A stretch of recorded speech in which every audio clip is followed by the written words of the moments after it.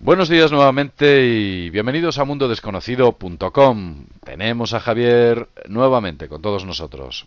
En un vídeo que hablamos sobre la muerte, en el que hicimos una serie de montaje y tuvimos un pequeño problema en su postproducción, hablamos sobre la experiencia personal de Javier Pérez Nieto, una pequeña experiencia mía que nada tuvo que ver con la ECM, las dos ECM que tuvo Javier.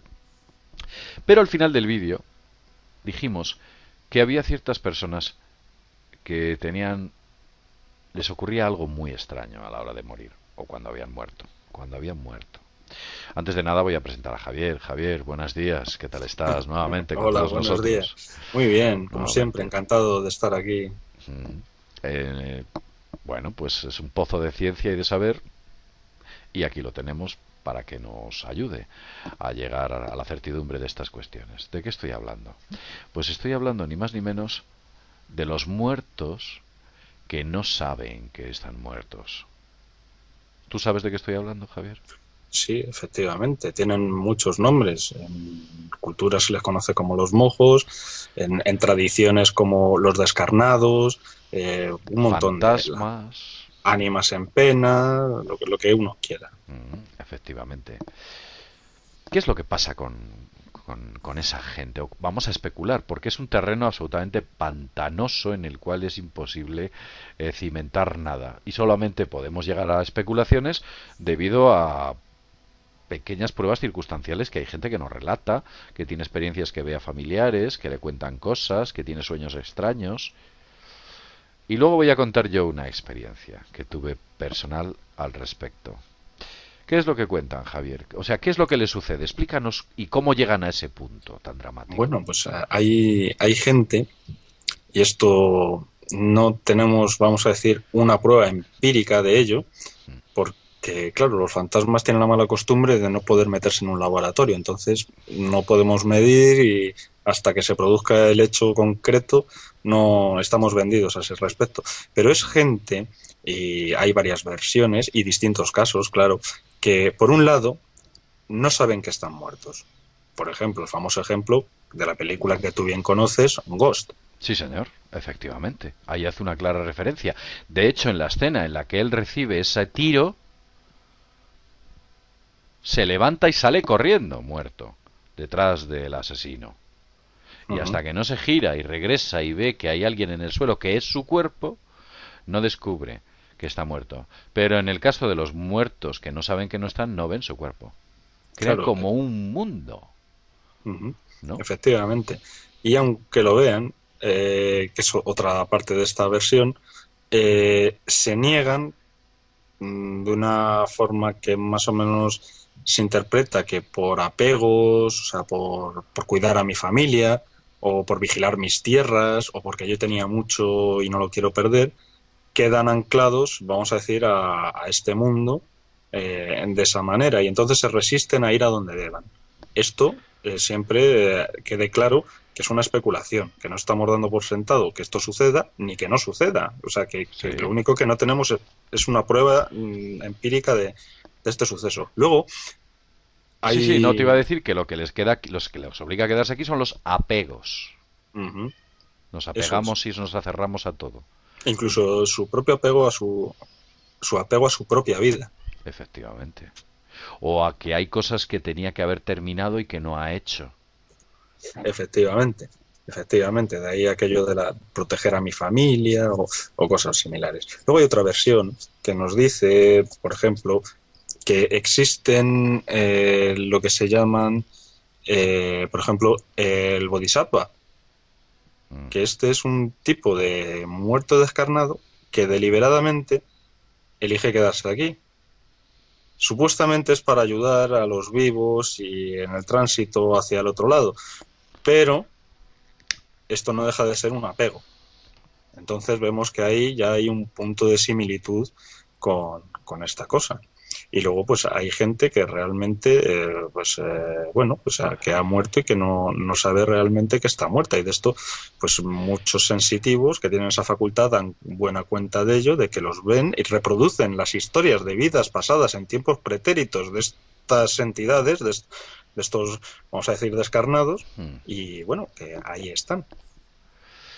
Una cuestión interesante es que esos muertos vivientes, esos muertos inconscientes, quiero decir, parece ser que poco a poco algunos se van dando cuenta de que están muertos Ujú. y van desapareciendo y al final se van a ese sitio donde van los muertos, que todos desconocemos pero especulamos mucho sobre él. Te voy a contar una experiencia personal. Verás, mi abuela, con la que yo tenía un gran cariño, murió hace un par de años aproximadamente. Eh, una gran mujer y murió, bueno, pues en un hospital. Eh, te- Tuvo un infarto, complicaciones y al final la mujer falleció. Una noche recuerdo haber tenido un misterioso sueño. Mi abuela estaba en mi casa, este poquito de casa que podéis ver aquí, estaba aquí. Y en un momento dado, ella me estaba hablando, no recuerdo qué, sé que me estaba hablando, un poco de manera como ella hablaba, en sus buenos tiempos, con mucha personalidad, y uso este término que todo el mundo lo entenderá. Y yo la dije de manera entre airada y seria e incluso jocosa, una forma muy extraña de decirse, le dije, mira abuela, vete ya, si estás muerta, vete ya. ¿Y sabes lo que me respondió? Ella estaba en el servicio, ¿eh? Cuando yo la dije esto, y yo con ella. Me dijo, va. Tonterías, ¿cómo voy a estar muerta? ¿Qué bobadas? Entró al servicio y se cerró. Lo siguiente que recuerdo en aquel sueño es haber abierto aquel servicio dentro del sueño y no había nadie. Se había ido. Porque yo la había desvelado que estaba muerta. Bien. Como dices, es un sueño, ¿no? Mm. ¿Tú estabas pasando por alguna etapa, vamos a decir, tanto especial, por algún tipo de problema en aquel tiempo? Aparte de que se te hubiera muerto un pariente, claro. Pues francamente no, y fue al tiempo, bastante tiempo después de que muriese, ¿eh? Podían haber pasado perfectamente un año. Bien, esto lo digo porque en sueños a veces tenemos información, vamos a decir, no muy explícita, pero sí bastante veraz de acontecimientos por venir. Esto no es precognición, sino que es una interpretación de los datos o una búsqueda inconsciente de la solución a ciertos problemas. Puede ser. Claro, el elemento del cuarto de baño, nosotros, ¿dónde nos purificamos? Mm. En un cuarto de baño. Puede De hecho, ser, es del baño. puede ser. La De búsqueda. hecho advierto que es una experiencia, yo la dejo ahí, la cuento como a Ujú. título anecdótico, ya está. Claro, el otro elemento sería, por ejemplo, el buscar el consejo en las personas mayores, en nuestros abuelos, ¿verdad? Y esto nos daría un poco pues la solución o tal. Luego, bien, como tú dices que existen elementos que te hacen sospechar que eso bien pudiera ser que tu abuela vino por aquí a hablar contigo Fue muy y que tal. vivido, ¿eh? Fue muy Ujú. vivido, sí me acuerdo de Sí, ello. es que generalmente suele darse esas experiencias en esos duermevelas y es lo que un poco imposibilitan un poco la verificación de Puede las ser, mismas. puede Claro, ser, puede aquello que ser. dijimos de los fantasmas que tienen la mala costumbre de no presentarse en un laboratorio. Puede ser, lo que sí que es cierto, bueno, hay gente, lo de los mojos es más complicado porque son gente que ha vivido muy sola en la vida, ha tenido una vida muy alejada de la sociedad, marginada, una vida muy huraña, gente ruin, eh, y que muere y hace después de la muerte cosas raras en esta, porque siguen viviendo. Ujú. Y no muy buenas, porque buscan, y ojo con lo que voy a decir, la posesión humana. Buscan poseer al individuo. ¿Sabes lo que hacen? No. Sé que mucha gente se va a reír de estas cuestiones, pero yo lo voy a contar. Se colocan sobre las puertas, en los marcos de las puertas, en la parte superior. En muchas puertas en la parte superior parece que hay una grieta, un agrietamiento, que no es tal, son ellos. Y esperan, en un momento dado en el que nosotros nos encontramos débiles, para acceder a nosotros. Y no sé a qué nivel, ¿eh? Esto es lo que cuentan. Ahora os podía explicar largamente de dónde viene esta teoría, ¿eh? Pero no lo voy a hacer. El que tenga ganas que lo investigue. ¿En qué momentos acceden a ti? Por ejemplo, cuando estás alcoholizado, cuando estás en un problema de depresión importante, bajo, que se llama, cuando estás tocado por algún problema que te horada y te hunde y te hace débil, esperan esos momentos para que tú pases por esa puerta y se agazapan sobre ti.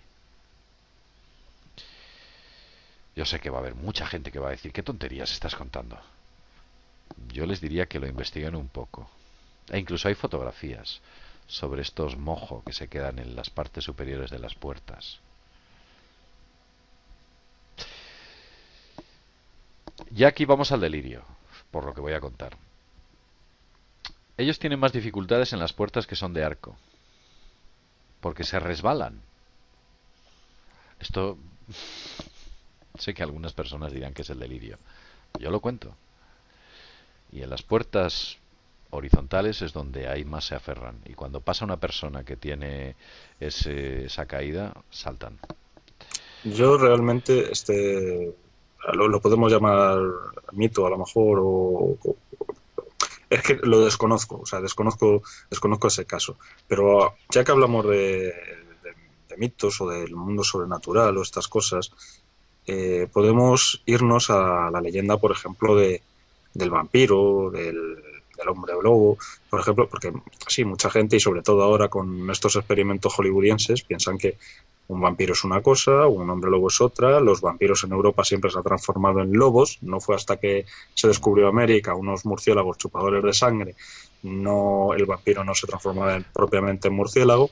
En los pueblos de la Europa central, incluso en España, yo he asistido a entierros de esa gente que, si bien hablé en el otro vídeo que moría plácidamente, también están los que mueren aferrándose a las sábanas como si las sábanas le fueran a salvar de ese trance. Bueno, pues Efectivamente. eran candidatos a convertirse en vampiros. De hecho, se tapaban los espejos y se tapaban tal. Y en los árabes, por ejemplo, hablan de los ghouls, de aquellos muertos que se alimentarían, bueno, en ocasiones de otros muertos, en ocasiones de otros vivos, pero que tienen en común que son gente muerta descarnada, como casi todos los vampiros, que son descarnados y que de alguna manera se acercan a los humanos para, de alguna forma, drenar. Por ejemplo, tenemos los sufiros, que es... Es que cuando yo hablo de posesión, mucha gente puede pensar, bueno, es que te poseen y tu personalidad desaparece y adquieres la de ellas. No, no, no, no. Parece que te obligan a hacer cosas no muy buenas. Como que te inspiran a cosas no muy buenas. Pues no lo sé. Por ejemplo, alguien que nunca ha jugado a las cartas, pues de la noche a la mañana decide apostarse todo a las cartas. O alguien que nunca ha levantado la mano contra su mujer, un buen día la levanta. Con esto no estoy justificándolo, sería absurdo. Pero son ejemplos.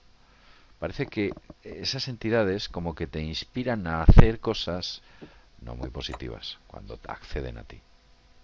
Claro, Pero sí. vamos a continuar con los muertos, porque esa gente creo que creen que están en una vida, lo ven todo normal, hablan con las personas, aunque las personas evidentemente no hablan con ellos, comen o hacen como que comen o tienen una vida normal y están muertos.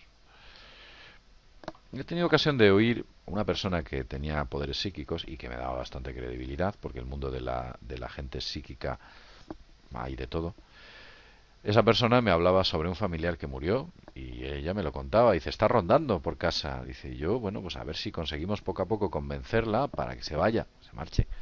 Vamos a ver si va viendo que ya está muerta y que aquí no debe estar. Y efectivamente era un padre, es un padre de ella concretamente. Y poco a poco, cosas extrañas, objetos que desaparecían, que dejaban en la mesa, pendientes que desaparecían o objetos que parecía que se movían de sitio, llaves que no encontraban, o cosas extrañas. Y esa percepción que tenía, gracias a esos poderes psíquicos, de que ahí estaba y estaba conviviendo con ellos. Y poco a poco, con el tiempo, se fue diluyendo. ¿Pero tú crees que hay entidades de estas que llevan cientos de años entre nosotros?